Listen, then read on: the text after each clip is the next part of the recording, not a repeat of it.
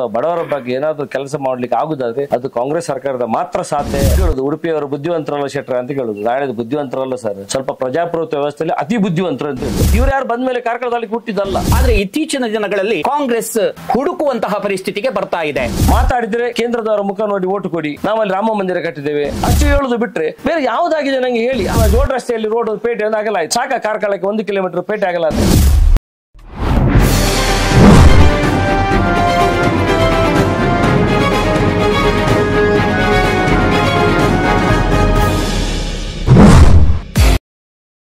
ನಮಸ್ಕಾರ. ನಮ್ಮ ಕರ್ಲ ವಾಹಿನಿಯ ವಿಶೇಷವಾದಂತಹ ಸಂಚಿಕೆ ಲೋಕಸಭಾ ಚುನಾವಣೆಯ ಹಿನ್ನೆಲೆಯಲ್ಲಿ ನಡೆಯುತ್ತಿದೆ ಮತಬೇಟೆ. ಈ ಮತಬೇಟೆಯ ಈ ವಿಶೇಷ ಕಾರ್ಯಕ್ರಮದಲ್ಲಿ ನಮ್ಮ ಜೊತೆ ಇದ್ದಾರೆ ಕಾರ್ಕಳ ಕಾಂಗ್ರೆಸ್ನ ಪ್ರಮುಖ ರೂವಾರಿ ಮುನಿಯಾಲು ಉದಯಕುಮಾರ ಶೆಟ್ಟಿಯವರು.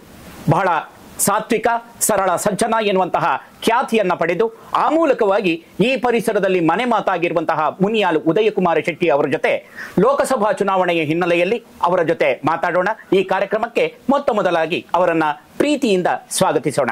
ಸರ್, ಕಾರ್ಯಕ್ರಮಕ್ಕೆ ಪ್ರೀತಿಯಿಂದ ಸ್ವಾಗತಿಸ್ತಾ ಇದ್ದೇವೆ. ಸರ್, ಲೋಕಸಭಾ ಚುನಾವಣೆ ಹತ್ತಿರ ಬಂದಿದೆ.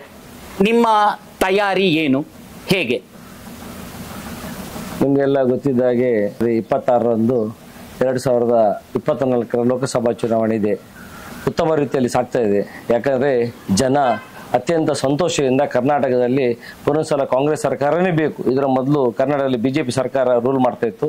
ಕೇಂದ್ರದಲ್ಲಿ 10 ವರ್ಷ ಬಿಜೆಪಿ ಸರ್ಕಾರ ಇದೆ. ಇದೆಲ್ಲವನ್ನು ಧಿಕ್ಕರಿಸಿ ಪುನಃ ಬಡವರ ಉದ್ಧಾರ ಅಥವಾ ಬಡವರ ಏಳಿಗೆ ಅಥವಾ ಬಡವರ ಬಗ್ಗೆ ಏನಾದ್ರೂ ಕೆಲಸ ಮಾಡ್ಲಿಕ್ಕೆ ಆಗುದಾದ್ರೆ ಅದು ಕಾಂಗ್ರೆಸ್ ಸರ್ಕಾರದ ಮಾತ್ರ ಸಾಧ್ಯ ಎನ್ನೋ ಒಂದು ಧ್ಯೇಯ ಧೋರಣೆಯೊಂದಿಗೆ 224ರಲ್ಲಿ 135 ಸೀಟುಗಳನ್ನು ಗೆಲ್ಲಿಸಿಕೊಡುವ ಮೂಲಕ ಅಭೂತಪೂರ್ವವಾದ ಒಂದು ಜಯವನ್ನು ತಂದುಕೊಟ್ಟಿದ್ದಾರೆ. ಇದಕ್ಕೆ ಪೂರಕವಾಗಿ ಇಂದು ಲೋಕಸಭಾ ಚುನಾವಣೆ ಬಂದಿದೆ. ಇದು ಸಹ ಕಾಂಗ್ರೆಸ್ ಪಕ್ಷಕ್ಕೆ ಅತ್ಯಂತ ಮಹತ್ತರವಾದ ಚುನಾವಣೆ. ಜನ ಸಹ ಕಾಂಗ್ರೆಸ್ ಅನ್ನು ಪುನಃ ಬಯಸಿದ್ದಾರೆ, ರಾಜ್ಯದಲ್ಲಿರ್ಬೋದು, ದೇಶದಲ್ಲಿರ್ಬೋದು. ಯಾಕಂದ್ರೆ ಬಡವರ ಬಗ್ಗೆ ಇಂದಿರಾ ಗಾಂಧಿ ಕಾಲದಿಂದ ಮಾಡ್ಕೊಂಡು ಬಂದ ಉಳುವವನೇ ಒಡೆಯ ಅಂತ ಮಾಡಿದ್ರು ಕಾನೂನು. ನಿಮ್ಗೆ ಗೊತ್ತಿರ್ಬೋದು. ಸಾವಿರಾರು ಎಕರೆ ಭೂಮಿ ಇದ್ದವರನ್ನು ತೆಗೆದು ಸಣ್ಣ ಸಣ್ಣ ಭೂಮಿ ಯಾರು ದುಡಿತಾ ಇದ್ದ ಅವನಿಗೋಸ್ಕರ ಭೂಮಿ ಕೊಟ್ಟರು. ಇವತ್ತು ಕಾಲ ಸ್ವಲ್ಪ ಬದಲಾಗಿದೆ. ನಮ್ಮಲ್ಲಿ ಭೂಮಿ ಹೋದವರೆಲ್ಲ ಇದ್ದಾರೆ, ಭೂಮಿ ತಗೊಂಡವರಿಗೆ ಮರ್ತು ಹೋಗೋ ಪರಿಸ್ಥಿತಿಯಲ್ಲಿ ಆ ಕಾಲಘಟ್ಟದಲ್ಲಿ ನಾವು ಇದ್ದೇವೆ. ಏನೇ ಇರಲಿ ಆದ್ರೂ ಜನರಿಗೆ ಕೊಟ್ಟ ತೃಪ್ತಿ ನಮಗಿದೆ. ಅದಕ್ಕೋಸ್ಕರವಾಗಿ ಮೊನ್ನೆ ನಮ್ಮ ಸಿದ್ದರಾಮಯ್ಯ ಅವರು 5 ಗ್ಯಾರಂಟಿ ಯೋಜನೆಗಳನ್ನು ಜನರಿಗೆ ಕೊಟ್ಟರು. ನಿಮ್ಗೆಲ್ಲ ತಿಳಿದಿದೆ ಎಂತ ಒಳ್ಳೆಯ ಯೋಜನೆ. ನಾವು ಸಹ ಆ ಕಾರ್ಡ್ ಕೊಟ್ಟರು, ಎಲ್ಲ ಮನೆ ಗ್ಯಾರಂಟಿ ಕಾರ್ಡ್ ಅವ್ರು ಹಂಚಿ ಅಂತ. ನಮ್ಮಲ್ಲಿ ಕೆಲವು ಪ್ರಮುಖರೆಲ್ಲ ಕೇಳಿದ್ರು, ಹೇಗೆ ಉದಾಹರಣೆ ಇದು ಕೊಟ್ಟು ಪುನಃ ಒಂದ್ಸಲ ಚುನಾವಣೆ ಬರುವಾಗ ಜನರ ಹತ್ರ ಹೋಗ್ಬೋದಾ ಕೇಳೋದು. ನಾನು ಹೇಳಿದೆ, ಹೆದರ್ಬೇಡಿ, ಧೈರ್ಯದಲ್ಲಿ ಕೊಡಿ. ಇದನ್ನು ಕೊಟ್ಟವರು ಇಂಥ ಮನುಷ್ಯ ಅಲ್ಲ. ರಾಜ್ಯದ 15 ಬಜೆಟ್ ಅನ್ನು ಮಂಡಿಸಿದ ವೀರನಾಯಕ ಸಿದ್ದರಾಮಯ್ಯ ಅವರು ಮತ್ತೆ ನಮ್ಮ ಕೆಪಿಸಿಸಿಯನ್ನು ಮುನ್ನಡೆಸಿಕೊಂಡು ಹೋಗ್ತಿರುವ ನಮ್ಮ DK ಶಿವಕುಮಾರ್ ಕೊಟ್ಟದ್ದು. ನೀವು ಕೊಡಿ, ಧೈರ್ಯದಲ್ಲಿ ಕೊಡಿ ಅಂತ ಹೇಳಿದೆ. ಏನು ಅವರು ಕೊಟ್ಟ ಮಾತನ್ನು ಯಾವಾಗಲೂ ಉಳಿಸ್ಕೊಳ್ಳುವರು. ಅದೇ ರೀತಿ ಇವತ್ತು ಪ್ರತಿ ಮನೆಗೆ 2,000 ರೂಪಾಯಿ ಸಿಗುವುದಂತ ಹೇಳಿದ್ರೆ ಬಹಳ ಸಂತೋಷ ಆಗ್ತದೆ ನನಗೆ. ಇವತ್ತು ಕಿಶೆಯಲ್ಲಿ ತಿಂಗಳು ಎಂಡಾಗುವಾಗ ಯಾರಿಗೆ 100 ರೂಪಾಯಿ ಇದೆ ಅವರಿಗೆ 2,000 ರೂಪಾಯಿ ಅರಿವು ಗೊತ್ತಿದೆ. ಅದೇ 20,000 ಯಾರಿಗಿದೆ ಅವನಿಗೆ ಅಹಂಕಾರದಲ್ಲಿ ಅದು ಗೊತ್ತಾಗ್ಲಿಕ್ಕಿಲ್ಲ. ಆದ್ರೂ ಈ ರಾಜ್ಯದಲ್ಲಿ, ಈ ದೇಶದಲ್ಲಿ ಇದು ಬೇಕು ಎನ್ನುವ ಜನ ಇವತ್ತು 85% ಜನ ಇದ್ದಾರೆ. 85% ಜನ ಈ ದೇಶದಲ್ಲಿದ್ದಾರೆ. ಅದು ರಾಜ್ಯದ ಬವಣೆಯನ್ನು ಅರಿತು ಸಿದ್ದರಾಮಯ್ಯ ಅವರು ಈ ಯೋಜನೆಯನ್ನು ಜನರಿಗೆ ಕೊಟ್ಟಿದ್ರು.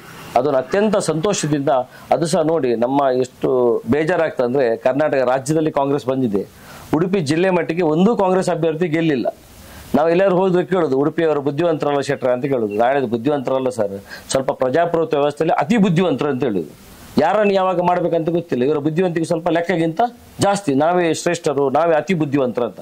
ಅದು ಹಾಗೆ ಆಗ್ಬಾರ್ದು. ಯಾವಾಗ ರೂಲಿಂಗ್ ಇರ್ತದೆ ಗವರ್ಮೆಂಟ್, ಅಲ್ಲಿಯ ನಮ್ಮ ಶಾಸಕರು, ಸಚಿವರು ಇದ್ರೆ ಆ ಭಾಗದ ಅಭಿವೃದ್ಧಿಯಲ್ಲಿ ಇನ್ನಷ್ಟು ಪೂರಕವಾಗಿ ಕೆಲಸ ಮಾಡ್ಲಿಕ್ಕೆ ಒಳ್ಳೆ ವಾತಾವರಣ ಇರ್ತದೆ. ಅದು ಏನೇ ಇರಲಿ, ಇವತ್ತು ಗೃಹ ಜ್ಯೋತಿ ಮೂಲಕ ಪ್ರತಿ ಮನೆಗೆ 200 ಯೂನಿಟ್ನಷ್ಟು ಕರೆಂಟ್ ಕೊಟ್ಟು ಕರೆಂಟ್ ಸೇವ್ ಆಗಿದೆ. ಮನೆಯಲ್ಲಿ ಇವತ್ತು ಜಾಗೃತಿಯಲ್ಲಿ ಕರೆಂಟ್ ಯೂಸ್ ಮಾಡ್ತಿದ್ದಾರೆ. 201 ಬಿಲ್ ಕಟ್ಟಬೇಕಂತ ಅಷ್ಟೇ ಪ್ರೀತಿಯಿಂದ ಯೂಸ್ ಮಾಡ್ತಿದ್ದಾರೆ. ಅಲ್ಲ, ಇನ್ನು ವಿದ್ಯಾನಿಧಿ ಇರ್ಬೋದು, ಅದೆಷ್ಟು ಜನ ಸಿಕ್ಕಿದೆ. ಇವತ್ತು 10 kg ಅಕ್ಕಿ ಕೊಡುವ ಯೋಜನೆ ನೋಡಿ. ಹಿಂದೆ ಸಿದ್ದರಾಮಯ್ಯ ಅವರು 158 ಅಂಶದ ಕಾರ್ಯಕ್ರಮ ಮಾಡಿದ್ರು. ಎಲ್ಲ ಶಾಲೆಯ ಮಕ್ಕಳಿಗೆ ಮೊಟ್ಟೆ ಕೊಡುದು, ಹಾಲು ಕೊಡುದು, ಶೂ ಕೊಡುದು ಅಥವಾ ಬಟ್ಟೆ ಕೊಡುದು, ಅದಕ್ಕೊಂದಷ್ಟು ತಮಾಷೆಯಲ್ಲಿ ಮಾತಾಡಿದ್ರು. ಎಲ್ಲರೂ ತಗೊಂಡೋಗಿ ಉತ್ತಮವಾಗಿದ್ರು. ಆ ನಂತರ ಬಂದ ಸರ್ಕಾರ 7 kg ಅಕ್ಕಿ ಕೊಟ್ಟಿದ್ದು. ಯಾರು ಬಿಜೆಪಿ ರಸ್ತೆಯಲ್ಲಿ ಬಿದ್ದು ಹೊರಳಾಡಿ ನಮ್ಮ ಜನರಿಗೆ 10 kg ಅಕ್ಕಿ ಕೊಡಿ ಅಂತ ಯಾರು ಮಾಡಲಿಲ್ಲ. ನಾವು ಕೊಟ್ಟ ಅಕ್ಕಿಯನ್ನು ತಗೊಂಡು ಹೋಗಿದ್ದಾರೆ. ಸಂತೋಷ, ಊಟ ಮಾಡಲಿ, ಅದು ಎಲ್ರಿಗಿರುವುದು. ಆನಂತರ ಈಗ ಸಿದ್ದರಾಮಯ್ಯ 10 ಕೆಜಿ ಅಕ್ಕಿ ಕೊಟ್ಟರು, 170 ರೂಪಾಯಿ ದುಡ್ಡು ಕೊಟ್ಟರು. ಅದು ಕೊಟ್ಟಾಗ ಜನ ತುಂಬಾ ತಮಾಷೆಯಲ್ಲಿ ಮಾತಾಡಿದ್ರು ಆ ಬಗ್ಗೆ. 170 ರೂಪಾಯಿ ಬಗ್ಗೆ ಯಾರು 170 ರೂಪಾಯಿ ತಗೊಂಡವ ಅವತ್ತು ಸೊಸೈಟಿಯಲ್ಲಿ ಡೆಪಾಸಿಟ್ ಇಡಲ್ಲ, ಬ್ಯಾಂಕಲ್ಲಿ ಡೆಪಾಸಿಟ್ ಇಡಲ್ಲ. ಅದು ಏನಾದ್ರೂ ಅವರ ಮಕ್ಕಳಿಗೆ, ಅವರ ತಂದೆ ತಾಯಿಗೆ ಏನಾದ್ರೂ ಬೇಕು ಅನುಕೂಲ ಆಗೋದು ತಗೊಂಡು ಹೋಗ್ತಾನೆ ಬಿಟ್ರೆ ಅದು ಸಮಾಜದಲ್ಲಿ ಲಕ್ಷ್ಮಿ ತಿರುಗ್ತಾ ಇರ್ತಾಳೆ. ಅದೇ ಹೇಳುದು ನಾವು, ಯಾವಾಗಲೂ ಲಕ್ಷ್ಮಿ ಚಂಚಲೆ, ಅದು ತಿರುಗ್ತಾ ಇದ್ರೆ ಸಮಾಜ ಉತ್ತಮವಾಗಿ ಮೇಲೆ ಹೇಳ್ತದೆ ಅಂತೇಳಿ ನಮ್ಮ ಅನೇಕ ನಾಯಕರು ಹೇಳ್ತಾ ಬಂದಿದ್ದಾರೆ. ಇದು ವಾಸ್ತವ ಸತ್ಯ ಸಹ ಆಗಿರ್ಬೋದು. ಹೀಗಾಗಿ ಈ ತರದ ಜನರಿಗೆ ಯೋಜನೆ ನಡೆದಂತೆ ನುಡಿದ ಸರ್ಕಾರ ಇದ್ರೆ ಸಿದ್ದರಾಮಯ್ಯ ಅವರ ಸರ್ಕಾರ. ಆ ಪ್ರಕಾರ ಜನರ ಬವಣೆಯನ್ನು ಏನೇನು ಅವಶ್ಯಕತೆ ಇದೆ ಅದನ್ನು ಮಾಡುವ ಕೆಲಸ ಮಾಡಿದ್ದಾರೆ. ಮುಂದಿನ ಹಂತದಲ್ಲಿ ನಮ್ಮ ಅಭಿವೃದ್ಧಿ ಕೆಲಸಗಳು ಏನೆಲ್ಲ ಆಗ್ಲಿಕ್ಕಿದೆ, ಅಭಿವೃದ್ಧಿ ಅಂದ್ರೆ ಬರೀ ರೋಡ್ 3.5 ಇದ್ದರೆ 5.5 ಮಾಡುದು, 5.5 ಇದ್ದರೆ 7 ಮಾಡುದು, ಅಥವಾ ಮಧ್ಯ ರೋಡ್ ಅಗಲ ಮಾಡಿ ಡಿವೈಡರ್ ಹಾಕುದು, ಬ್ರಿಡ್ಜ್ ಮಾಡುದು, ಕಲ್ಸಂಗ ಮಾಡುದು ಅಭಿವೃದ್ಧಿ ಅಲ್ಲ. ಅದರ ಜೊತೆಗೆ ಬಡ ಜನರ ಬದುಕು ಹೇಗೆ ಉಂಟಂತ ಅರ್ಥ ಮಾಡಿಕೊಂಡು ಅವರ ಬದುಕಿಗೆ ಏನ್ ಬೇಕಂತೇಳಿ ಕೊಟ್ಟು ನಾವು ಈ ಸಮಾಜವನ್ನು ಒಟ್ಟೊಟ್ಟಿಗೆ ತಗೊಂಡು ಹೋದ್ರೆ ಮಾತ್ರ ಈ ಸಮಾಜ ಎಲ್ಲಾ ರೀತಿಯಲ್ಲಿ ಉದ್ಧಾರ ಆಗ್ತಾ ಉಂಟು ಅಂತ ಹೇಳಲಿಕ್ಕೆ ನಾನು ಸಂತೋಷ ಪಡ್ತೇನೆ. ಬಂದ ನೀವು ರಾಜ್ಯ ಸರ್ಕಾರದ ಗ್ಯಾರಂಟಿ ಯೋಜನೆಗಳು ಜೊತೆಗೆ ಕಾಂಗ್ರೆಸ್ನ ಅಭಿವೃದ್ಧಿ, ಈ ಹಿನ್ನೆಲೆಯಲ್ಲಿ ಒಂದಷ್ಟು ಮತಗಳನ್ನ ಪಡಿಬಹುದು. ಆದರೆ ಇಡೀ ದೇಶದ ಹಿನ್ನೆಲೆಯಲ್ಲಿ ನಡೆಯುತ್ತಿರುವಂತಹ ಚುನಾವಣೆ, 10 ವರ್ಷದಿಂದ ಮೋದಿಯ ಆಡಳಿತ, ಇಡೀ ಕೇಸರಿಮಯ ಮೋದಿಯಲ್ಲೇ ಬಹಳ ಪ್ರಭಾವ ಬೀರ್ತಾ ಇದೆ ಎನ್ನುವುದಾಗಿ ಮತಬಾಂಧವರು ಹೇಳ್ತಾ ಇದ್ದಾರೆ. ಈ ಹಿನ್ನೆಲೆಯಲ್ಲಿ ಈ ಅಂಶಗಳನ್ನು ಇಟ್ಟುಕೊಂಡು ಇಡೀ ದೇಶದಲ್ಲಿ ಹೇಗೆ ಬಿಜೆಪಿಯನ್ನ ಅಥವಾ ವಿರೋಧ ಪಕ್ಷಗಳನ್ನ ಹೇಗೆ ಎದುರಿಸ್ತೀರಿ? ಆಡಳಿತ ಪಕ್ಷಕ್ಕೆ ಏರುವಂತಹ ಕನಸು ಕಾಣುತ್ತಿರುವ ಕಾಂಗ್ರೆಸ್ ಹೇಗೆ ಎದುರಿಸ್ತದೆ? ನಿಮಗೆ ಗೊತ್ತಿರಬಹುದು, ನಾವು ಸರ್ಕಾರ ನಮ್ಮ ಹಿಂದೆ ವಾಜಪೇಯಿ ಅವರು ಸಹ ಪ್ರಧಾನಮಂತ್ರಿ ಆಗಿದ್ದು ನಿಮ್ಗೆ ಗೊತ್ತಿರೋ, ಎಲ್ಲರೂ ನೆಚ್ಚಿಕೊಂಡಂತರು. ಆಗ ಸಹ ಇಂಡಿಯಾ ಶೈನಿಂಗ್ ಅಥವಾ ಭಾರತ ಪ್ರಕಾಶಿಸಿದೆ ಅಂತ ಎಲ್ಲ ಕಡೆಯಲ್ಲಿ ಬೋರ್ಡ್ ಹಾಕಿದ್ರು, ಮಾಡಿದ್ರು. ಆ ಟೈಮಲ್ಲಿ ಸೀದಾ ಎದ್ದು ಕಾಂಗ್ರೆಸ್ UPA 1 ಸರ್ಕಾರ ಬಂತು, ಮನಮೋಹನ್ ಸಿಂಗ್ ಅವರ ಸರ್ಕಾರ ಬಂತು.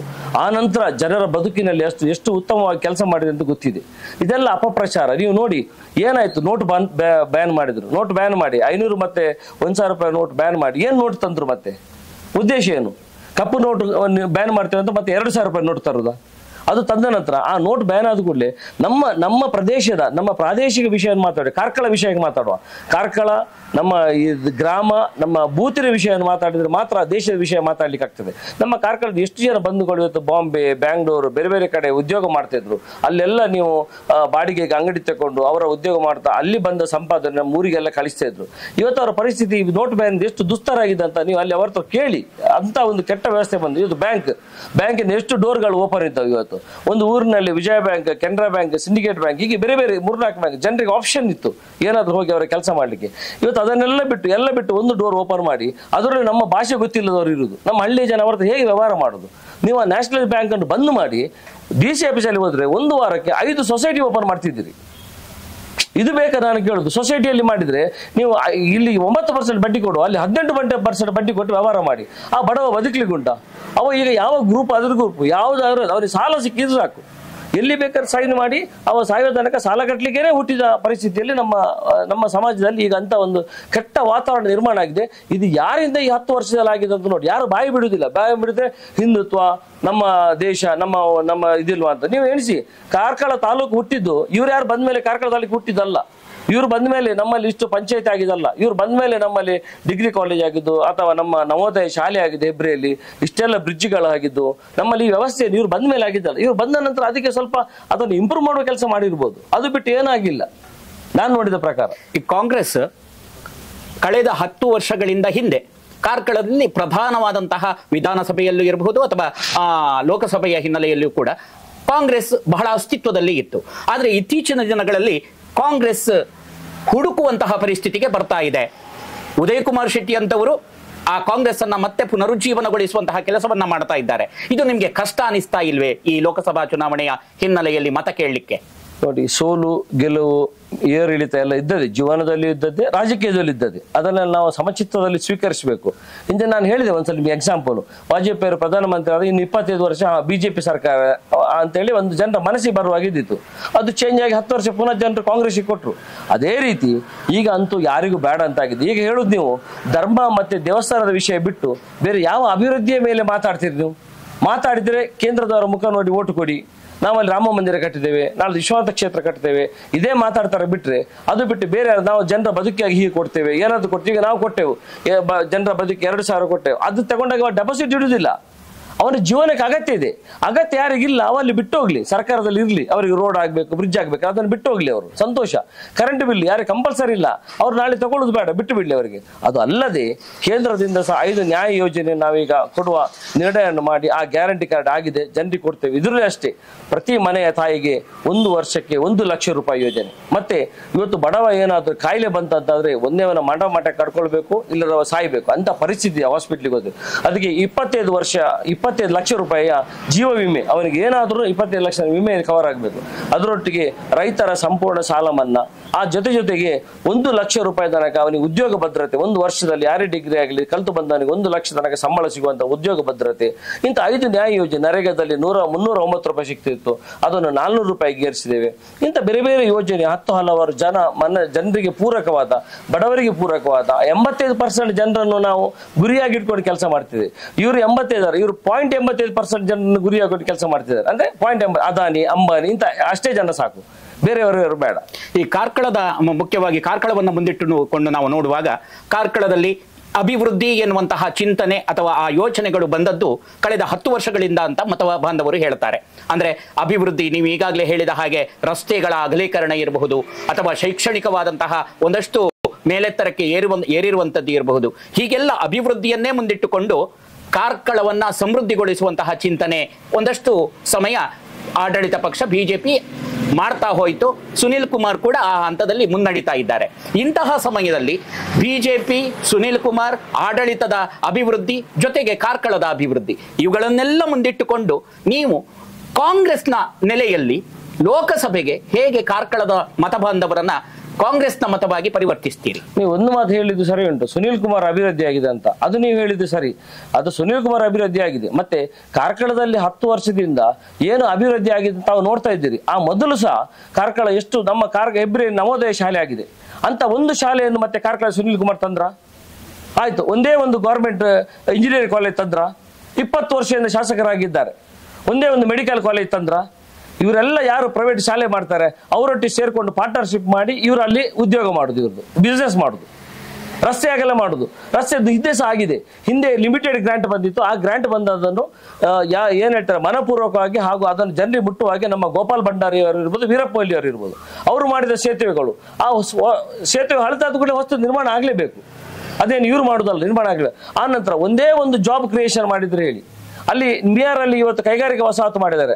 ಅದು ಒಂದಿಷ್ಟು ಕಾಂಪ್ಲಿಕೇಶನ್ ಅಲ್ಲಿ ಇದೆ. ಶಿವಪುರದಲ್ಲಿ ಜಾಗವನ್ನು ಅಕ್ವೈರ್ ಮಾಡಿ ಅವರ ಜನರಿಗೆ ಆಗುವಷ್ಟು ದುಡ್ಡು ಮಾಡಿ ಹಾಕಿದ್ದಾರೆ ಬಿಟ್ಟರೆ ಅದನ್ನು ಇವತ್ತು ಶುರು ಆಗಿಲ್ಲ. ಅದೇ ನಿಟ್ಟೆಯಲ್ಲಿ ಒಂದು ಅಷ್ಟು ಜಾಗ ತಗೊಂಡಿದ್ದೇನೆ ಅಂತ ಹೇಳ್ತಾರೆ, ಯಾವುದು ಕಾರ್ಯಗತ ಆಗಿಲ್ಲ ಇವರ ಕಾಲದಲ್ಲಿ. ಅಷ್ಟು ಹೇಳುದು ಬಿಟ್ರೆ ಬೇರೆ ಯಾವ್ದಾಗಿದೆ ನಂಗೆ ಹೇಳಿ. ಆಯ್ತು, ಇಲ್ಲಿ ನಮ್ಮ ಜೋಡ್ ರಸ್ತೆಯಲ್ಲಿ ರೋಡ್ ಪೇಟೆ ಆಗಲ್ಲ, ಆಯ್ತು ಸಾಕ. ಕಾರ್ಕಳಕ್ಕೆ 1 ಕಿಲೋಮೀಟರ್ ಪೇಟೆ ಆಗಲಾದ್ರೆ ಆಯ್ತು, ರೋಡ್ ಮಾಡುದು ಇದೆಲ್ಲ ಪ್ರಕಾರ. ಅದರೊಟ್ಟಿಗೆ ಜನರ ಬದುಕಿಗೆ ಏನಾಗಿದೆ ಜನರ ಹತ್ರ ಕೇಳಿದೆವು. ಅವರು ಮಾತ್ರ ಹೇಳುದು 10 ವರ್ಷದಿಂದ ನಾವು ಜನರಿಗೆ ಅದು ಮಾಡಿದ್ದೇವೆ ಇದು ಮಾಡಿದ್ದೇವೆ ಹೇಳಿದ್ ಬಿಟ್ರೆ ಯಾರು ಮತದಾರ ಹೇಳಲಿಲ್ಲ. ಸುನೀಲ್ ಕುಮಾರ್ ಮತ್ತೆ ಅವರ ಹಿಂದೆ ತಿರುಗುವವರು ಮಾತ್ರ ಹೇಳಿದ್ದು ನಾವು ಮಾಡಿದ್ದೇನೆ ಅಂತೇಳಿ. ಅವರ ಹಿಂದೆ ಯಾರು ತಿಂತಾರೆ ಅವರು ಮಾತ್ರ ನಾವು ಮಾಡಿದ್ದೇನೆ ಹೇಳಿ. ಮತದಾರ ಹೇಳಿದಾರೆ ಮಾತ್ರ ತಪ್ಪು. ಮತದಾರರು ಮತ್ತೆ ನೀವು ಹೇಳಿದ್ದಾರೆ ಅಂತ ನೀವು ಹೇಳ್ತಿರೋದು. ನೀವು ದಯವಿಟ್ಟು ಇದನ್ನು ಕರೆಕ್ಷನ್ ಮಾಡಿ ನಾಳೆಯಿಂದ ಲೋಕಸಭೆಗೆ ಪೂರಕವಾಗಿ ನಮ್ಮ ಜೊತೆಗೆ ತಿರುಗಬೇಕು, ಅಥವಾ ನಮ್ಮ ಜೊತೆಗೆ ನೀವು ಇರಬೇಕು. ಯಾರು ನಮ್ಮ ಜೊತೆಗೆ ಯಾರಿಲ್ಲ ಅಂದ್ರೆ ಈಗ ಮೀಡಿಯಾದವರು ಇಲ್ಲ, ಬೇರೆ ಎಲ್ಲ ಜನ ಇದ್ದಾರೆ. ನೀವು ನಮ್ಮ ಜೊತೆಗಿದ್ರೆ ಎಲ್ಲ ಪರಿಪೂರ್ಣ ಆಗ್ತದೆ. ಇದು ನಿಮ್ಮ ಹತ್ರ ನನ್ನ ಕಳಕಳಿಯ ವಿನಂತಿ. ಸಮಾಜ ಮುಂದೆ ಹೋಗಬೇಕು, ಬಡವರ ಉದ್ಧಾರ ಆಗಬೇಕು, ಈ ದೇಶದಲ್ಲಿ ಪುನರ್ ಜನರ ಮುಖದಲ್ಲಿ ನಗು ನೋಡಬೇಕು, ಯಾರು ಹೆದರಿ ಬದುಕಬಾರದು. ಇವತ್ತೆಲ್ಲ ಬೆಳಿಗ್ಗೆ ಎದ್ದು ನೀವು ಎಣಿಸಿ, ಈ ಕಾರ್ಕಳ ತಾಲೂಕಿನಲ್ಲಿ ಈಗ ನಮ್ಮ 1,60,000 ಮತದಾರರಿದ್ದಾರೆ. 2,000 ಜನ ನಾಳೆಯಿಂದ ಸಂಪಾದನೆ ಮಾಡಿದ್ರು ಬದುಕಲಿಕ್ಕೆ ಸಾಧ್ಯದಲ್ಲಿ ಇರ್ಬೋದು. ಬಾಕಿಯ 1,59,099 ಜನ ಸಹ ಇವತ್ತು ಅವರು ಬೆಳಿಗ್ಗೆ ಎದ್ದು ಓಡೋದಿದ್ರೆ ಮರುದಿನ ಅವರ ಗಾಡಿ ನಿಲ್ತದೆ. ಯಾರ ಬದುಕು ಹೇಗೆ ಉಂಟು ನೋಡಿ. ನಾನೀಗ ಮೊನ್ನೆ ಸುಮಾರು ಕ್ಯಾಶ್ ಇಂಡಸ್ಟ್ರಿಗೆ ಹೋದೆ, ಅಲ್ಲೆಲ್ಲ ಮಾತೆಯವರು ಕೆಲಸ ಮಾಡ್ತಾರೆ. ಅವ್ರು ಹೇಳಿದ್ರು, ಅಣ್ಣ ಇಂಥ ಒಂದು ಪರಿಸ್ಥಿತಿ, ನಮ್ಗೆ ಎಂತ ಕೆಟ್ಟ ಕಾಲ ಬಂತು. ಅವರು ಮತದಾರರು, ನೀವು ಹೇಳಿದ್ರು ಮತದಾರಲ್ಲ, ಅವರು ಮತದಾರ. ಅವರೆಲ್ಲ ಇಂಥ ಕೆಟ್ಟ ಪರಿಸ್ಥಿತಿ ಬಂತಣ್ಣ. ಇವತ್ತು ಅಟ್ಲೀಸ್ಟ್ ಸಿದ್ದರಾಮಯ್ಯರು ಬಂದಿದ್ರಿಂದ ಆ 2,000 ಸಿಕ್ಕಿದ್ರಿಂದ 1-2 ದಿನ ಕೆಲಸಕ್ಕೆ ಹೋಗೋದು ನೆಮ್ಮದಿ ಇದೆ. ನಾವು ತಿಂಗಳ ಕಾಯ್ದು ಯಾವಾಗ ಬರ್ತಾ ಅಂತ ಕರೆಂಟ್ ಬಿಲ್ ಕಟ್ಟಲಿಕ್ಕಿಲ್ಲ, ಸಂತೋಷ ಆಗಿದೆ. ನಾನು ಹೇಳಿದೆ, ಅಮ್ಮ ನಿಮ್ಗೆ ಇನ್ನೂ ವರ್ಷಕ್ಕೆ 1 ಲಕ್ಷ ರೂಪಾಯಿ ಕೊಡುವ ವ್ಯವಸ್ಥೆ ನಾವು ಮಾಡ್ತೇವೆ. ಇದು ಬಡವರು. ಮತ್ತೆ ಇನ್ನೊಂದು ನೆನ್ಪಿಟ್ಕೊಳ್ಳಿ ಸರ್, ಎಲ್ಲಿಯಾದ್ರೂ ಊರಲ್ಲಿ ಯಾವುದೇ ಬ್ಯಾಂಕ್, ಯಾವುದೇ ಸೊಸೈಟಿ ದಿವಾಳಿ ಆಗಿದ್ರೆ ಶ್ರೀಮಂತರಿಂದ ಬಿಟ್ರೆ ಬಡವನಿಂದ ಯಾವತ್ತೂ ದಿವಾಳಿ ಆಗಿಲ್ಲ. ಬಡವನಿಗೆ ಯಾವುದೇ ಯೋಜನೆ ಕೊಟ್ಟು ಯಾವುದೇ ಸರ್ಕಾರ ದಿವಾಳಿ ಆಗಿಲ್ಲ. ಇಲ್ಲಿ ಶ್ರೀಮಂತರು ನೀವು ನೋಡಿ 11 ಲಕ್ಷ ಕೋಟಿ ಶ್ರೀಮಂತರ ದುಡ್ಡನ್ನು ನಿಮ್ಗೆ ಎಂತ ನಿಲ್ಲು ಮಾಡ್ಲಿಕ್ಕೆ ನಿಮ್ಮ ದುಡ್ಡಿದೆ. ಅದೇ ಬಡವರಿಗೆ ನಾನು ಹೇಳುದು ಅಂತ, ಸಿದ್ದರಾಮಯ್ಯ 2,000 ಕೊಡ್ತಾರಲ್ಲ, ನೀವು ಆಗುದಾದ್ರೆ ಕೇಂದ್ರದಿಂದ 4,000 ಕೊಡಿ, ನಾವು ನಿಮ್ಮನ್ನು ಹಾಡಿ ಹೊಗಳ್ತೇವೆ. ನೀವು ಪಾಪದವರಿಗೂ ನಾವು ಕರೆಂಟ್ ಬಿಲ್ ಮನ್ನಾ ಮಾಡಿದ್ದೇವಲ್ಲ, ಇನ್ನೊಂದು ಅವರಿಗೆ ಮನೆಗೆ ರೇಷನ್ ಕೊಡುವ ಕೆಲಸವನ್ನು ಮಾಡಿ ನೀವೇನಾದ್ರು, ನಾವು ಅದನ್ನು ನಿಮ್ಮನ್ನು ಸ್ವೀಕರಿಸ್ತೇವೆ.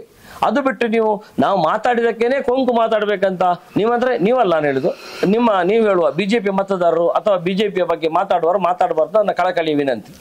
ಈ ನೀವು ಹೇಳ್ತಾ ಒಂದು ಆರೋಪವನ್ನು ಮಾಧ್ಯಮದ ಮೇಲೆ ಮಾಡಿದ್ದೀರಿ. ಆ ಮಾತನ್ನ ನಾನು ವೈಯಕ್ತಿಕವಾಗಿ ಒಪ್ಪೋದಿಲ್ಲ. ಇದ್ದದ್ದನ್ನ ತೋರಿಸುವಂತದ್ದು ಮಾಧ್ಯಮ ಯಾವತ್ತು ಕೂಡ, ಅದು ಮಾಧ್ಯಮ.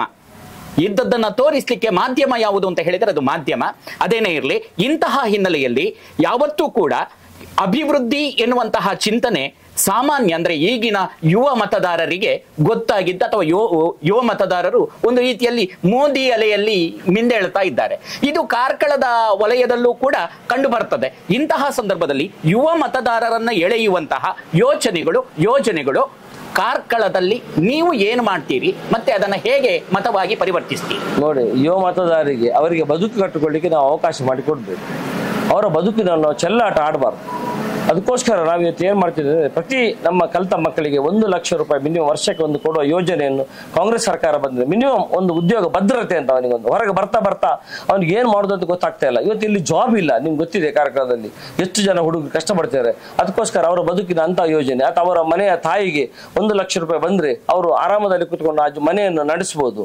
ಅಥವಾ ಅವರಿಗೆ ಉದ್ಯೋಗಕ್ಕೆ ಪೂರಕವಾಗುವಂತ ಒಂದಷ್ಟು ಕೈಗಾರಿಕಾ ವಸಾಹತುಗಳನ್ನು ಕಾರ್ಕಳ ತಾಲೂಕಿಗೆ ತಗೊಂಡು ಬರಬೇಕು, ಅದನ್ನು ಮಾಡಬೇಕು, ಉದ್ಯೋಗ ಕೊಡ್ಬೇಕಂತ ಆ ನಿಟ್ಟಿನಲ್ಲಿ ನಮ್ಮ ಅಭ್ಯರ್ಥಿ, ನಮ್ಮೊಬ್ಬ ಸಮರ್ಥ ಅಭ್ಯರ್ಥಿ ಜಯಪ್ರಕಾಶ್ ಹೆಗಡೆ ಮೂಲಕ ಅದನ್ನು ಮಾಡುವ ಕೆಲಸವನ್ನು ಮುಂದಿನದಲ್ಲಿ ಮಾಡಬೇಕಂತ ಯೋಜನೆಯನ್ನು ಜನರಿಗೆ ಮುಟ್ಟಿಸುವಂತ ಕೆಲಸವನ್ನು ಮಾಡ್ತಿದ್ದೇವೆ. ಮುಖ್ಯವಾಗಿ ಕಾರ್ಕಳ ಹಳ್ಳಿಗಳ ಗ್ರಾಮ, ಹಳ್ಳಿಗಳಿಂದ ಆವೃತ್ತವಾದಂತಹ ಒಂದು ಸಾಮಾನ್ಯವಾದಂತಹ ಭೌಗೋಳಿಕವಾದಂತಹ ಪ್ರದೇಶ. ಈ ಪ್ರದೇಶದ ಗ್ರಾಮೀಣ ಜನರನ್ನ ಕಾಂಗ್ರೆಸ್ನ ಮತವಾಗಿ ಪರಿವರ್ತಿಸಲಿಕ್ಕೆ ನಿಮಗೆ ಸುಲಭ ದಾರಿ ಇದೆಯೇ? ಖಂಡಿತ ಉಂಟು. ಯಾಕಂದ್ರೆ ಇವತ್ತು ಅವರೆಲ್ಲ ಕೃಷಿಯನ್ನು ಅವಲಂಬಿಸಿರ್ತಾರೆ. ನಾವೀಗ ಮುಂದಿನ ನಮ್ಮ ಯೋಜನೆ ಇದೆ, ಕೃಷಿಯಲ್ಲಿ ಅವರು ಏನಾದ್ರು ಸಾಲ ಮಾಡ್ಕೊಂಡು ಅದರ ಸಂಪೂರ್ಣ ಬಡ್ಡಿ ಸಮೇತ ಮನ್ನಾ ಮಾಡುದು, ಮತ್ತೆ ಕೃಷಿಯಲ್ಲಿ ಬಂದ ಉತ್ಪನ್ನಕ್ಕೆ GST ಇಂದ ವಿನಾಯಿತಿ ಕೊಟ್ಟು ಅವರ ಬದುಕನ್ನು ಹಸನಾಗಿಸಿ ಇನ್ನಷ್ಟು ಕೃಷಿಯಲ್ಲಿ ಅವರು ತೊಡಗಿಸಿಕೊಳ್ಳುವಾಗ ಅವರಿಗೆ ಉತ್ತೇಜನ ಕೊಡುವಂತ ಕೆಲಸವನ್ನು ನಾವು ನಮ್ಮ ಪ್ರಣಾಳಿಕೆಯನ್ನು ಇಟ್ಟಿದ್ದೇವೆ. ಸರ್ಕಾರ ಬಂದ್ರೆ ಏನು ರಾಜ್ಯ ಸರ್ಕಾರದಲ್ಲಿ ನಾವು ಏನು ಆಶ್ವಾಸನೆ ಕೊಟ್ಟು ಅದನ್ನು ಮಾಡಿದ್ದೇವೆ, ಅದೇ ರೀತಿ ಕೇಂದ್ರ ಸರ್ಕಾರದಲ್ಲಿ ಬಂದ್ರೆ ಸಹ ಇದೆಲ್ಲ ಯೋಜನೆಯನ್ನು ಮಾಡಿ ಪೂರಕವಾಗಿ ಆ ಹಳ್ಳಿಯ ಎಲ್ಲ ಹುಡುಗರನ್ನು ಒಟ್ಟು ಮಾಡಿ ಅವರ ಬದುಕಲ್ಲಿ ಸಂತೋಷ ತರುವ ಕೆಲಸವನ್ನು, ಅಥವಾ ಅವ್ರು ಈಗೇನು ಭಯಭೀತರಾಗಿದ್ದಾರೆ ಅವರೆಲ್ಲ, ಅವ್ರಿಗೆ ಏನು ಮಾಡ್ತಿರೋದು ಗೊತ್ತಿಲ್ಲ, ಅವರಿಗೆ ಆ ಒಂದು ಭ್ರಮೆಯಲ್ಲಿದ್ದಾರೆ ಮಕ್ಕಳು. ಅವರು ಹಾಗಲ್ಲ, ಜೀವನ ಅಂದ್ರೆ ಹೀಗೆ, ಇದು ಹೀಗೆ ಮಾಡಿದ್ರೆ ಹೀಗೆ ಆಗ್ತದೆ ಅಂತ ಒಂದು ಅವರಿಗೆ ಹೇಳುವ ಕನಸನ್ನು ಅಲ್ಲ, ಅವರಿಗೆ ಒಂದು ಹೇಳುವ ರೀತಿಯನ್ನು ಆ ರೀತಿಯಲ್ಲಿ ಮುಟ್ಟಬೇಕಂತ ನಾವು ಯೋಜನೆ ಹಾಕೊಂಡಿದ್ದೇವೆ. ಮುಖ್ಯವಾಗಿ ಅಭಿವೃದ್ಧಿ ಈ ಹಿನ್ನೆಲೆಯಲ್ಲಿ ಕೆಲವಷ್ಟು ಮಾತಾಡುವಾಗ ನೆನಪಾಗುವಂಥದ್ದು ಪರಶುರಾಮ ಥೀಮ್ ಪಾರ್ಕ್. ಈ ಬಗ್ಗೆ ಬಹಳಷ್ಟು ಜನರಲ್ಲಿ ಗೊಂದಲ ಇದೆ. ಅದು ಏನು ಎನ್ನುವಂತಹ ಸ್ಪಷ್ಟವಾದಂತಹ ಅಂಶಗಳು ಜನಸಾಮಾನ್ಯರಿಗೆ ತಿಳಿದಿಲ್ಲ. ನಿಮ್ಮ ಅಭಿಪ್ರಾಯದಲ್ಲಿ ಜನಸಾಮಾನ್ಯರು ಆ ಬಗ್ಗೆ ತಿಳಿಯಬೇಕಾದಂತಹ ಚಿಂತನೆಗಳು ಏನು? ನೋಡಿ, ನಿಮ್ಗೆ ಗೊತ್ತಿದ್ದ ಹಾಗೆ ಪರಶುರಾಮ ಥೀಮ್ ಪಾರ್ಕಿನ ಬಗ್ಗೆ ನಾನು ಏನನ್ನು ಹೇಳಿ, ನಾನು ಸಹ ಕಾರ್ಯಕ್ರಮಕ್ಕೆ ಹೋದವ. ನಮ್ಮ ಊರಲ್ಲಿ ಪ್ರವಾಸೋದ್ಯಮಕ್ಕೆ ಪೂರಕವಾಗಿ ಒಂದು ಒಳ್ಳೆಯ ಒಂದು ಪ್ರವಾಸೋದ್ಯಮ ತಾಣ ಆಗ್ತದೆ. ನಾವು ಆ ಬೆಟ್ಟಕ್ಕೆ ಸಂಡೇ ಎಲ್ಲ ಫ್ಯಾಮಿಲಿ ಕರ್ಕೊಂಡು ಹೋಗ್ಬೇಕು, ನೋಡಬೇಕು, ಅಲ್ಲೆಲ್ಲ ನಮಗೆ ಬಹಳ ಸುಂದರ ಆಗ್ತದೆ ಅಂತ ಬಹಳ ಸಂತೋಷ ಪಟ್ಟವ್ರು ನಾನು ಸಹ ವೇದಿಕೆ ಹೋಗಿದ್ದೆ. ವೇದಿಕೆಯಲ್ಲಿ ಹೋಗಿ ಒಳ್ಳೆ ಕೆಲಸ ಮಾಡಿದ್ದಾರೆ ಅಂತ ಹೇಳಿದೆ. ಆ ನಂತರ ಶುರುವಾಯಿತು, ಹಾಗೆ 15 ದಿವಸ ನಂತರ ಗುಸು ಶುರುವಾಯಿತು ಎಲ್ಲ. ಅಣ್ಣ ಇದು ಹಾಗಲ್ಲ, ಇದು ಸ್ವಲ್ಪ ಇದರಲ್ಲಿ ತೊಂದರೆ ಉಂಟು, ಇದು ನಿಜವಾದ ಪರಶುರಾಮ ಮೂರ್ತಿ ಅಲ್ಲ.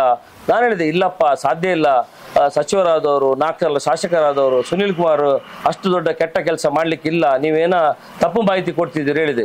ಇಲ್ಲ ಅಣ್ಣ ನಿಮ್ಗೆ ಗೊತ್ತಿಲ್ಲ, ಇದು ಹೀಗೆ ಆಗಿದೆ. ಅಲ್ಲೇ ಕೆಲಸ ಮಾಡಿದ ಜನರು, ಮತ್ತೆ ಅಲ್ಲಿ ಪಕ್ಕದಲ್ಲಿ ಜಾಗವನ್ನೆಲ್ಲ ಮಾರಿದವರಿದ್ದಾರೆ, ಇವರೆಲ್ಲ ಸೇರಿಕೊಂಡು ಹೀಗೆ ಮಾತಾಡಲಿ ಶುರು ಮಾಡಿದ್ರು. ಮತ್ತೆ ನಿಮ್ಗೆ ಗೊತ್ತಿದ್ದಾಗೆ 1 ತಿಂಗಳು ಹೋಯ್ತು, ಹೋಗುವ ಸ್ಟಾರ್ಟ್ ಆಯ್ತು, ಇದು ಅಲ್ಲಣ್ಣ ಇದು ಒರಿಜಿನಲ್ ಮೂರ್ತಿ ಅಲ್ಲ ಫೈಬರ್ ಅಂತ ಶುರುವಾಯಿತು. ಮತ್ತೆ ನಿಮ್ಗೆ ಗೊತ್ತಿದ್ದಾಗೆ ಎಲ್ಲ ನಾನಂತರ ನಡೆದ ಚರಿತ್ರೆ ಗೊತ್ತಿದೆ. ಇವತ್ತು ನಮ್ಗೆ ನೋಡ್ಲಿಕ್ಕೆ ನಾಚಿಕೆ ಮತ್ತೆ ಅಸಹ್ಯ ಆಗ್ತಾ ಉಂಟು.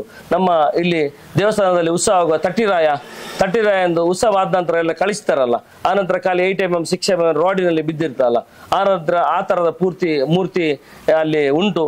ನಮ್ಗೆ ಎಲ್ಲಿ ಹೋದ್ರು ಕೇಳುದು, ಇವತ್ತು ನಿಮ್ಮ ಪರಶುರಾಮ ಏನಾಯ್ತಂತ. ನಾನು ಹೇಳಿದೆ, ಅವರು ಪರಶುರಾಮನ ಮೂರ್ತಿಯನ್ನೇ ಮಾಡ್ಲಿಕ್ಕೆ ಹೋದ್ರು ಸಕ್ಸಸ್ ಆಗಿದ್ರು, ಅವರು ಸಾಕ್ಷಾತ್ ಪರಶುರಾಮನನ್ನೇ ಸೃಷ್ಟಿ ಮಾಡಿ ಇಡ್ಲಿಕ್ಕೆ ಅಂತ ಹೋದ್ರು.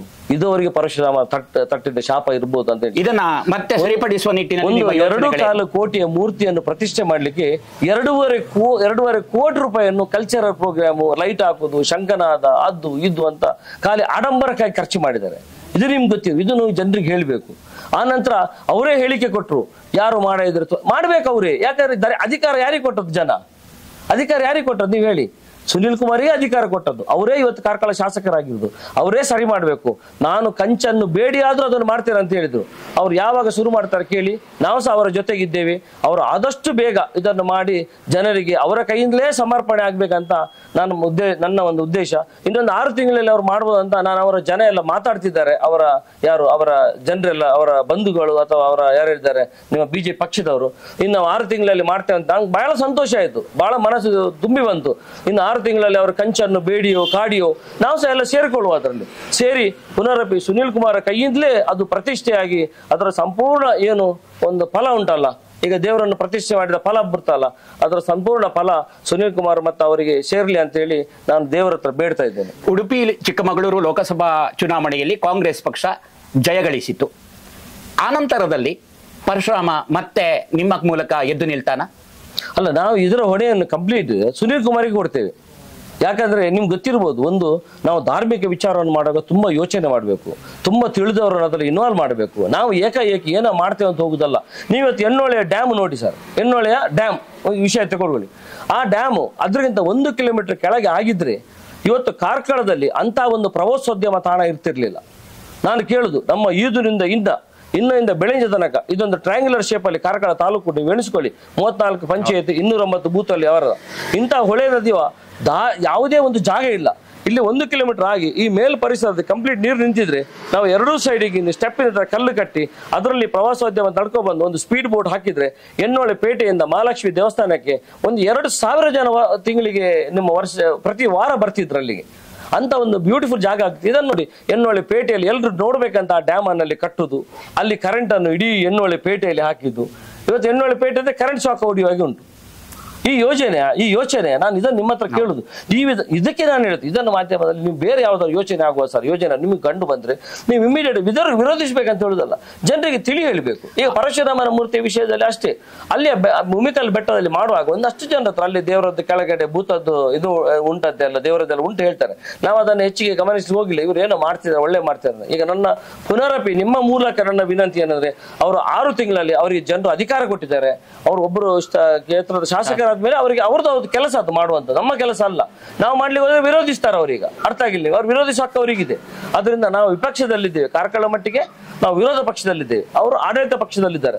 ಅದರಿಂದ ಅವರು ಆ ಕೆಲಸವನ್ನು ಮಾಡಿ ಈ ಜನರಿಗೆ, ಈ ಊರಿಗೆ, ನಮ್ಮ ಕಾರ್ಕಳದ ಹೋದ ಮರ್ಯಾದೆಯನ್ನು ಪುನರ್ ಇಲ್ಲಿ ಸ್ಥಾಪಿಸುವಂತಹ ದೊಡ್ಡ ಕೆಲಸವನ್ನು ಸುನೀಲ್ ಕುಮಾರ್ ಮಾಡಬೇಕಂತ ನಾನು ಅವರ ಹತ್ರ ಸಹ ವಿನಂತಿ ಮಾಡಿಕೊಳ್ತೇನೆ. ಈ ಬಗ್ಗೆ ಕಾರ್ಕಳದ ಅಭಿವೃದ್ಧಿ, ಅದಕ್ಕೆ ಸುನೀಲ್ ಕುಮಾರ್ ಅವರ ಕಲ್ಪನೆಗಳು ಇತ್ತು, ಒಂದಷ್ಟು ಕೆಲಸಗಳು ಇತ್ತು.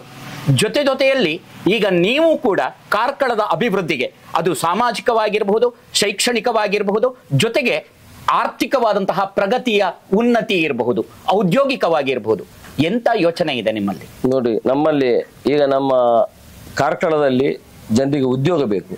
ಇದಕ್ಕೋಸ್ಕರ ಹೊಸ ಇಂಡಸ್ಟ್ರೀಸ್ ಬರಬೇಕು. ಇಲ್ಲಿ ಜನರಿಗೆ, ನಮ್ಮ ಜನರಿಗೆ ಕೆಲಸ ಆಗುವ ಇಂಡಸ್ಟ್ರಿ ಬರಬೇಕು. ಈ ನೀವು ಈಗ ಒಂದು ಇಂಡಸ್ಟ್ರಿಗೆ 1,000 ಜನ ಬಂದು ನಮ್ಮ 100 ಜನ ಕೆಲಸ ಆದ್ರೆ ಪ್ರಯೋಜನ ಇಲ್ಲ. ನಮ್ಮ ಲೋಕಲ್ ಆಗಿ ಆಗುವ ಹಾಗೆ ಅದಕ್ಕೆ ಇಂಡಸ್ಟ್ರಿಯಲ್ ಪಾರ್ಕ್ ಮಾಡ್ಬೇಕಂತ ನಾವು ಈಗಾಗಲೇ ನಮ್ಮ ಲೋಕಸಭಾ ಅಭ್ಯರ್ಥಿ ಜಯಪ್ರಕಾಶ್ ಹೆಗಡೆ ಹತ್ರ ಮಾತಾಡಿದ್ದೇವೆ. ನಾವು ಇನ್ನೇನಾದ್ರೂ 4 ವರ್ಷ ಬಿಟ್ಟು ಮಾತಾಡ್ಲಿಕ್ಕೆ ಆಯ್ತು ಆ ಬಗ್ಗೆ. ಸರ್ಕಾರದಿಂದ ತರಬಹುದು, ಬಿಟ್ರೆ ಇವರ ಮೂಲಕ ಅದನ್ನು ಮಾಡ್ಬೇಕಂತಿದ್ದೇವೆ. ಅಥವಾ ಇಲ್ಲಿರುವ ಸರ್ಕಾರಿ ಗವರ್ಮೆಂಟ್ ಹಾಸ್ಪಿಟಲ್ ಇರ್ಬೋದು, ಇಲ್ಲಿ ವ್ಯವಸ್ಥೆ ತುಂಬಾ ಕ್ಷೀಣವಾಗಿದೆ. ಪಾಪದ ಬಡ ಜನರಿಗೆ ಹೋದ್ರೆ ಯಾವುದೇ ವ್ಯವಸ್ಥೆ ಸಿಗ್ತಾ ಇಲ್ಲ. ಇವತ್ತು ಜನ ಹೆದರುವುದು ಕಾಯಿಲೆ ಬಂದ್ರೆ ಮುಖ್ಯವಾಗಿ. ಹಾಗೂ ವಿದ್ಯಾಭ್ಯಾಸಕ್ಕೆ ಮಕ್ಕಳಿಗೆ ಪೂರಕವಾದ ಶಾಲೆಯಲ್ಲಿ ವಾತಾವರಣ ನಿರ್ಮಾಣ ಮಾಡಬೇಕು. ರೋಡು ಮತ್ತೆ ನಿಮ್ಮ ಬ್ರಿಡ್ಜಸ್ ಇದೆಲ್ಲ ನಿರಂತರ ಆಗುವಂತ ಕೆಲಸ. ಇದೊಬ್ಬರು ಶಾಸಕರಿರ್ಬೋದು ಅಥವಾ ಜಿಲ್ಲಾ ಪಂಚಾಯತ್ ಮೆಂಬರ್ ಇರ್ಬೋದು, ತಾಲೂಕ್ ಪಂಚಾಯತ್, ಇವರಿಂದ ನಾವು ಯಾವಾಗಲೂ ನಿರೀಕ್ಷೆ ಮಾಡ್ತೇವೆ, ಅದನ್ನು ಮಾಡ್ಕೊಂಡು ಹೋಗ್ತಾರೆ. ಯಾರು ನೀವು ಹೇಳಿದಾಗೆ ಅವರು ಗವರ್ಮೆಂಟ್ ಟ್ಯಾಕ್ಸಿನ ದುಡ್ಡಲ್ಲಿ ಮಾಡೋದು, ಅದನ್ನು ಎಲ್ಲರೂ ಮಾಡ್ತೇವೆ. ನಾವು ಸಹ ಮುಂದಿನ ದಿನದಲ್ಲಿ, ಈಗ ಸರ್ಕಾರ ಬಂದು 9 ತಿಂಗಳಾಗಿದೆ ಅಷ್ಟೇ, ಮುಂದೆ ಅದನ್ನು ಕೆಲಸ ಮಾಡೋ ಯೋಜನೆ ಮತ್ತು ಯೋಚನೆಯನ್ನು ಹಾಕೊಂಡಿದ್ದೇವೆ.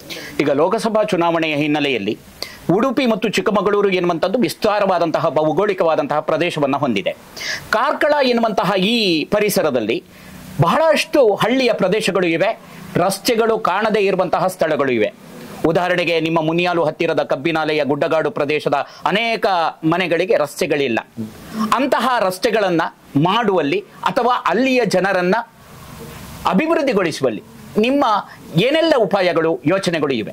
ಖಂಡಿತ ಸರ್ಕಾರದ ಕೆಲವು PMG ರೋಡ್ಸ್ ಇರ್ಬೋದು ಅಥವಾ ಸೆಂಟ್ರಲ್ ರೋಡ್ ಫಂಡ್ ಇರ್ಬೋದು, ಇದನ್ನೆಲ್ಲ ತಂದು ಅಲ್ಲಿ ಸ್ವಲ್ಪ ನಿಮ್ಮ ಪ್ರಾಕೃತಿಕ ನಮ್ಮ ಏನ್ ಹೇಳ್ತಾರೆ ಫಾರೆಸ್ಟ್ ಕ್ಲಿಯರೆನ್ಸಿನ ಸ್ವಲ್ಪ ತೊಡಕಿನಿಂದಾಗಿ ಕೆಲವೆಲ್ಲ ಕೆಲಸಗಳು ಆಗ್ಲಿಲ್ಲ. ಅದನ್ನು ಮುಂದಿನ ದಿನದಲ್ಲಿ ನಮ್ಮ ಈ ಭಾಗದ ಲೋಕಸಭಾ ಅಭ್ಯರ್ಥಿ ಜಯಪ್ರಕಾಶ್ ಹೆಗಡೆ ಅಂತ ಲೋಕಸಭಾ ಅಭ್ಯರ್ಥಿ, ಯಾಕಂದ್ರೆ ಸುಮಾರು 27 ವರ್ಷದ ಹಿಂದೆ ದಕ್ಷಿಣ ಕನ್ನಡ ಮತ್ತು ಉಡುಪಿ ಒಂದೇ ಜಿಲ್ಲೆ ಇತ್ತು. ಅದನ್ನು ಉಡುಪಿ ಸಪರೇಟ್ ಜಿಲ್ಲೆ ಬೇಕನ್ನೋ ಚಿಂತನೆ ಇವತ್ತಲ್ಲ, 27 ವರ್ಷ ಹಿಂದೆ ಒಬ್ಬರ ನಾಯಕರಿಗೆ ಉಂಟಂತಾದ್ರೆ ಅವನ ಮನಸ್ಥಿತಿಯನ್ನು ನಾವು ಅರ್ಥ ಮಾಡಿ ಅಷ್ಟೇ ಅಲ್ಲ, ನಮ್ಮ ಮಂಗಳೂರಿನ ಇದು ಕಾರವಾರ ತನಕದ ಎಲ್ಲ ಮೀನುಗಾರರ ಬಾಂಧವರಿಗೆ ಅನುಕೂಲ ಆಗುವಂತ ಮೀನುಗಾರಿಕಾ ನೀತಿಯನ್ನು ತಂದು, ಡೀಸೆಲ್ ಸಬ್ಸಿಡಿ ತಂದು, ಆಗದ ಸಿಸ್ಟಮ್ ಅಲ್ಲಿ ಟ್ಯಾಕ್ಸ್ ಸಬ್ಸಿಡಿ ಅವರಿಗೆ ಟ್ಯಾಕ್ಸ್ ಇಂದ ವಿನಾಯಿತಿಯನ್ನು ಕೊಟ್ಟು ಜಟ್ಟಿಯನ್ನು ಮಾಡಿ ಮೀನುಗಾರಿಕೆಯ ಬದುಕಿನಲ್ಲಿ ಈ ರೀತಿ ಮಾಡಬಹುದನ್ನ ಒಂದು ಹೊಸ ಚಿಂತನೆಯನ್ನು ಮೂಡಿಸಿದವರು ಉಡುಪಿ ಕರಾವಳಿ ಬಗ್ಗೆ ಜಯಪ್ರಕಾಶ್ ಹೆಗಡೆ. ಆ ನಂತರ ಬ್ರಹ್ಮಾವರ ಕ್ಷೇತ್ರದಲ್ಲಿ 10-15 ವರ್ಷ, ಬ್ರಹ್ಮಾವರ ಕ್ಷೇತ್ರ ಇಂಡಿಪೆಂಡೆಂಟ್ ಆಗಿ 10 ವರ್ಷ ಶಾಸಕರಾಗಿ ಜನರಿಗೆ ಸ್ಪಂದಿಸುವಂತ ನೀವೊಂದು ಕಾಲ್ ಮಾಡಿ ಮಾತಾಡಿದ್ರು, ಅದಕ್ಕೆ ಪೂರಕವಾಗಿ ವಾಪಸ್ ಕಾಲ್ ಮಾಡಿ ನಿಮ್ಮ ಕೆಲಸ ಏನು ಉಂಟಂತ ತಿಳ್ಕೊಂಡು ಅದನ್ನು ಕೆಲಸ ಮಾಡಿ ಪುನಃ ಫೋನ್ ಮಾಡುವಂತ ಒಂದು ಔದಾರ್ಯತೆ ಅಥವಾ ರಜಾ ವೈಶಾಲ್ಯತೆ ಇರುವ ಒಬ್ಬ ನಾಯಕ ನಾವು ನೋಡಿದ್ದೇವೆ. ಅದು ಅಷ್ಟೇ ಅಲ್ಲದೆ ಇವತ್ತು 20 ತಿಂಗಳಿಗೆ ಒಂದ್ಸಲ ಸಂಸದರಾದ್ರು. 2012ರಲ್ಲಿ DV ಸದಾನಂದಗೌಡರು ಮುಖ್ಯಮಂತ್ರಿ ಆದಾಗ ಇವರು 20 ತಿಂಗಳ ಮಂದಿಗೆ ಇದೇ ಸುನೀಲ್ ಕುಮಾರ್ ನಾವು MP ಯಲ್ಲಿ ಸೋಲ್ಸಿ ಇವರನ್ನು ಲೋಕಸಭಾ ಸದಸ್ಯರ ಮಾಡಿದೆವು. ಆಗ ಅವರು ಮಾಡಿದ ಕೆಲಸ, ನಮ್ಮ 8 ವಿಧಾನಸಭಾ ಕ್ಷೇತ್ರ ಬರ್ತದೆ, ಕಾರ್ಕಳದ್ದು ಉಡುಪಿ ಜಿಲ್ಲೆದ್ದು 4, ಚಿಕ್ಕಮಗಳೂರು 4. ಅಲ್ಲಿ ಸಹ ನಿಮ್ಮ ಅಡಿಕೆ ಬೆಳೆಗಾರರಿಗೆ ಎಲೆ ಚುಕ್ಕಿ ರೋಗ ಬಂದಾಗ ಅಥವಾ ನಿಮ್ಮ ಕಾಫಿ ಬೆಳೆಗಾರರಿಗೆ ತೊಂದರೆ ಆದಾಗ ಅಥವಾ ನಮ್ಮ ಕಸ್ತೂರಿ ರಂಗನ್ ವರದಿ ಬಂದಾಗ ಅಥವಾ ಹುಲಿ ಯೋಜನೆ ಬಂದಾಗ, ಈ ಎಲ್ಲ ಯೋಜನೆ ಬಂದಾಗ ಇದನ್ನು ಸಂಸತ್ತಿನಲ್ಲಿ ಸಮರ್ಥವಾಗಿ ಮಂಡಿಸಿ ಆ ಎಲ್ಲ ಭಾಗದ ಜನರಿಗೆ ನ್ಯಾಯ ಕೊಡುವ ಕೆಲಸವನ್ನು ಜಯಪ್ರಕಾಶ್ ಹೆಗಡೆ ಮಾಡಿದ್ರಿಂದ ಇವತ್ತು ನಮ್ಮ ಚಿಕ್ಕಮಗಳೂರು ಲೋಕಸಭಾ ಕ್ಷೇತ್ರದಲ್ಲಿ ಜಯಪ್ರಕಾಶ್ ಮನೆ ಮಾತಾಗಿದ್ದಾರೆ. ಈಗ ನಮ್ಗೆ ಒಂದೇ ಚಿಂತೆ, ನಮ್ಮ ಅತಿ ಬುದ್ಧಿವಂತರ ಜಿಲ್ಲೆ ಈ 4 ನಮ್ಮ ವಿಧಾನಸಭಾ ಕ್ಷೇತ್ರದ ಅತಿ ಬುದ್ಧಿವಂತರು ಏನ್ ಮಾಡ್ತಾರಂತ ಅದು ಇವರಿಗೆಲ್ಲ ಈಗ ಗೊತ್ತಾಗಿದೆ. ಕರ್ನಾಟಕ ಸರ್ಕಾರ 4.5 ವರ್ಷ ಇದೆ, ಅದರಿಂದ ಅದಕ್ಕೆ ಪೂರಕವಾಗಿ ನಾವು 4 MLA ಕಳ್ಕೊಂಡಿದ್ದೇವೆ ಕೊರಗ್ರೆಸಿದು. ಈಗ MP ಏನಾದ್ರೂ ಒಂದು ಗೆಲ್ಲಿಸಬೇಕಂತ ಜನ ಸ್ಪಷ್ಟವಾದ ನಿರ್ಧಾರ ಬಂದಿದ್ದಾರೆ. ಅದರೊಂದಿಗೆ ಜನರಿಗೆ ಪೂರಕವಾಗಿ ರಾಜ್ಯ ಸರ್ಕಾರದ 5 ಯೋಜನೆಯು ಉತ್ತಮ ರೀತಿಯಲ್ಲಿ ಮುಟ್ಟಿದ ವಿಶ್ವಾಸ ಇದೆ. 1-2% ಜನರಿಗೆ ತೊಂದರೆ, ಅವರವರ ಬೇರೆ ಬೇರೆ ತೊಂದರೆಯಿಂದ ಮುಟ್ಟದಿರ್ಬೋದು, ಅದನ್ನು ಮುಂದೆ ನಮ್ಮ ಇಂಪ್ಲಿಮೆಂಟೇಷನ್ ಏಜೆನ್ಸಿ ಮೂಲಕ ಮುಟ್ಟಿಸುವಂತ ಕೆಲಸವನ್ನು ಮಾಡ್ತೇವೆ. ಅದೇ ರೀತಿ ಕೇಂದ್ರ ಸರ್ಕಾರದ 5 ಯೋಜನೆ, ಪ್ರತಿ ಅಮ್ಮನಿಗೆ ಮಹಾಲಕ್ಷ್ಮಿ ಯೋಜನೆ ಮೂಲಕ 1 ಲಕ್ಷ ರೂಪಾಯಿ ಇರ್ಬೋದು, 25 ಲಕ್ಷ ರೂಪಾಯಿ ಜೀವ ವಿಮೆ ಇರ್ಬೋದು, ರೈತರ ಸಂಪೂರ್ಣ ಬಡ್ಡಿ ಸಮೇತ ಅಸಲು ಮನ್ನಾ ಇರ್ಬೋದು, ಎಲ್ಲ ಯೋಜನೆಯನ್ನು ಕೊಡುವ ಒಂದು ದೊಡ್ಡ ಮನಸ್ಸನ್ನು ಸರ್ಕಾರ ಮಾಡಿದೆ. ಇದಕ್ಕೆ ಪೂರಕವಾಗಿ ನಮ್ಮೊಬ್ಬ ಲೋಕಸಭಾ ಸದಸ್ಯರಾದ ಜಯಪ್ರಕಾಶ್ ಗೆಲ್ಲಿಸಿದ್ರೆ ಈ ಮೂಲಕ ನೀವು ಹೇಳಿದಾಗೆ ನಮ್ಮ ಎಲ್ಲ ಹಳ್ಳಿಗಾಡು ಅಥವಾ ನಮ್ಮ ಒಳ ರಸ್ತೆಗಳಿರ್ಬೋದು, ಅಲ್ಲಿ ಸಣ್ಣ ಸಣ್ಣ ಕಾಲುಸಂಖ್ಯೆ ಇರ್ಬೋದು, ಬ್ರಿಡ್ಜಸ್ ಇರ್ಬೋದು, ಅವರಿಗೆ ಕೆಲವರಿಗೆ ಮನೆ ಇಲ್ಲ, ಕೆಲವರಿಗೆ ಸುಮ್ಮನೆ ಇಲೆಕ್ಷನ್ ಟೈಮಲ್ಲಿ ಮೊನ್ನೆ ಡೂಪ್ಲಿಕೇಟ್ 10 ಹಕ್ಕುಪತ್ರ ಕೊಟ್ಟಿದ್ದಾರೆ, ಅದು ಸಹ ಈಗ ಡಿಮಿಡ್ ಫಾರೆಸ್ಟ್ ಅಲ್ಲಿ ಇದೆ. ಅದೆಲ್ಲವನ್ನು ನಾನು ಹೇಳ್ತಾ ಬಂದೆ ಜನರಿಗೆ. ಚುನಾವಣೆ ತನಕ ಮಾತ್ರ ನಮಗೆ ರಾಜಕೀಯ ಪಕ್ಷಗಳು BJP ಕಾಂಗ್ರೆಸ್, ಚುನಾವಣೆ ಮುಗಿದ ಮೇಲೆ ಇಡೀ ಸಮಸ್ತ ಕಾರ್ಕಳದ ನಮ್ಮ ಜನರು ಅವರ ಕೆಲಸವನ್ನು ಮಾಡುವ, ಅದರ ಪಕ್ಷ ಇಲ್ಲ. BJP ಕಾಂಗ್ರೆಸ್ ಇಲ್ಲ, ಎಲ್ಲ ಜನರದ್ದು ಏನೇ ಒಂದು ಡೀಮ್ಡ್ ಫಾರೆಸ್ಟ್ ತೊಂದರೆ ಆಗಿರ್ಬೋದು ಅಥವಾ ಅವರಿಗೆ ಯಾವ್ದು ಅಕ್ರಮ ಸಕ್ಕ ತೊಂದರೆ ಆಗಿರ್ಬೋದು ಅಥವಾ ಅವರ ಯಾವುದೇ ಬದುಕಲ್ಲಿ ಸರ್ಕಾರ ಸಿಗೋ ಸವಾಲು ಸಿಕ್ಕಿರ್ಬೋದು, ಅದೆಲ್ಲವನ್ನು ಪಕ್ಷಾತೀತವಾಗಿ ಮಾಡಿಕೊಡುವಂತ ದೃಢ ಸಂಕಲ್ಪವನ್ನು ನಾವು ಕಾರ್ಕಳದಲ್ಲಿ ಮಾಡಿದ್ದೇವೆ. ಅದಕ್ಕೆ ಪೂರಕವಾಗಿ ಎಲ್ಲ ಜನರು ನಮ್ಮ ಹತ್ರ ಈಗ ಬರ್ತಾ ಇದ್ದಾರೆ. ಖಂಡಿತ ಜನರ ಕಷ್ಟವನ್ನು ನೀಗಿಸು ಮಾತ್ರ ನಮ್ಮ ಕೆಲಸ, ಅದು ಮತವಾಗಿ ಕೊಡುದು ಅವರಿಗೆ ಬಿಟ್ಟ ವಿಚಾರ. ನಾವು ಅವ್ರ ಹತ್ರ ನಿವೇದನೆ ಮಾಡಿಕೊಡೋದು ಇಷ್ಟೇ. ನಮ್ಮೊಬ್ಬ ಸಮರ್ಥ ಲೋಕಸಭಾ ಅಭ್ಯರ್ಥಿ ನಮ್ಮ 28 ಕ್ಷೇತ್ರದಲ್ಲಿ ಕಾಂಗ್ರೆಸ್ ಪಕ್ಷದಿಂದ ಒಬ್ಬ ಉತ್ತಮ ಅಭ್ಯರ್ಥಿಯಾಗಿ ಜಯಪ್ರಕಾಶ್ ಹೆಗಡೆ, ಎರಡನೇವರು ತುಮಕೂರಿನ ಮುದ್ದಹನುಮೇಗೌಡ, ಹಾಗೆ ಕೆಲವು ಜನ ನಂಬರ್ ಅಲ್ಲಿ ಬರ್ತಾರೆ.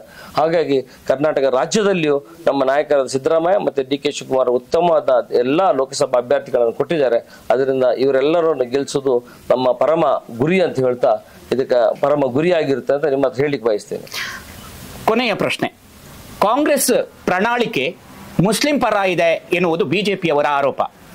ಹೇಳಿ ಕೇಳಿ ಕಾರ್ಕಳ ಹಿಂದೂಗಳ ಬಹುಸಂಖ್ಯಾತ ಜನರಿರುವಂತಹ ಊರು. ಇಂತಹ ಸಂದರ್ಭದಲ್ಲಿ ಆ ಪ್ರಣಾಳಿಕೆಯನ್ನು ಮುಂದಿಟ್ಟುಕೊಂಡು ಇಲ್ಲಿಯ ಹಿಂದೂ ಮತ ಬಾಂಧವರ ಮತವನ್ನ ಹೇಗೆ ನಿಮ್ಮ ಪಕ್ಷಕ್ಕೆ ಸೆಳೆಯುತ್ತೀರಿ? ನೀವು ಅದರಲ್ಲಿ ಪ್ರಣಾಳಿಕೆಯಲ್ಲಿ ಮುಸ್ಲಿಂ ಪರವಾಗಿ ಉಂಟು ಅಂತ ಹೇಳಿದ್ರಿ. ಯಾವುದು ಉಂಟಂತ ನೀವು ಹೇಳಿದ್ರೆ ನಾನು ಅದಕ್ಕೆ ಉತ್ತರ ಕೊಡ್ತೇನೆ. ಯಾಕಂದ್ರೆ ನಾನು ನೋಡಿದ ಪ್ರಕಾರ ಹಾಗೆ ಇಲ್ಲ, ಇದು ಜನಪರವಾಗಿದೆ. ಮುಸ್ಲಿಂ ಪರ ನಮ್ಗೆ ಗೊತ್ತಿದೆ, ನಮ್ಮಲ್ಲಿ 90% ಹಿಂದೂ ಮತಗಳಿರ್ಬೋದು ಅಥವಾ 87% ಇದಿರ್ಬೋದು ಅಥವಾ 83% ಹಿಂದೂ ಮತ, 17% ಮೈನಾರಿಟಿ ವೋಟ್ಸ್ ಇರ್ಬೋದು. ನಾವು ಮೈನಾರಿಟಿ ಮತ್ತೆ ಹಿಂದುತ್ವ ಹಾಗೆ ಮಾಡ್ತೋದಿಲ್ಲ. ನಾವು ಎಲ್ಲ ಸಮಸ್ತ ಜನರು ಎಲ್ಲರೂ ಮನುಷ್ಯರು ಅಂತ ನಾವು ನೋಡುದು. ಎಲ್ಲರನ್ನು ಎಲ್ಲರ ಮೈಯಲ್ಲಿ ಹರಿಯುವುದು ರಕ್ತವೇ. ನಾಳೆ ನಮ್ಗೇನೋ ತೊಂದರೆ ಇದ್ರೆ ಯಾರ ರಕ್ತ ಸಾಕ್ತದೆ, ಗೊತ್ತಾಗಿಲ್ಲ ನಿಮ್ಗೆ? ಇದನ್ನು ಈ ಒಂದು ಮನುಷ್ಯತ್ವದ ನೆಲೆಯಲ್ಲಿ ನಾವು ಹೋಗ್ಬೇಕು. ನಮ್ಮ ಧರ್ಮ ರಕ್ಷಣೆ, ನಮ್ಮ ಧರ್ಮದೊಂದಿಗಿರುವುದು. ನಾವು ಸಹ ಬೆಳಿಗ್ಗೆ ಎದ್ದು ನಮ್ಮ ದೇವಸ್ಥಾನಕ್ಕೆ ಹೋಗುದು, ನಮ್ಮ ದೇವರ ಭೂತದ ಕೊಟ್ಟೆ ಅಲ್ಲಿ ಹೋಗಿ ನಮ್ಮ ಕೆಲಸ ಮಾಡುದು, ಆ ತಂದೆ ತಾಯಿಯ ಕಾಲು ಹಿಡಿದು ಆ ನಂತರ ನಾವು ನಮ್ಮ ಕೆಲಸಕ್ಕೆ ಹೋಗುದು. ಎಲ್ಲ ಹಿಂದೂ ಬಂದವರು ಅದನ್ನೇ ಮಾಡುದು.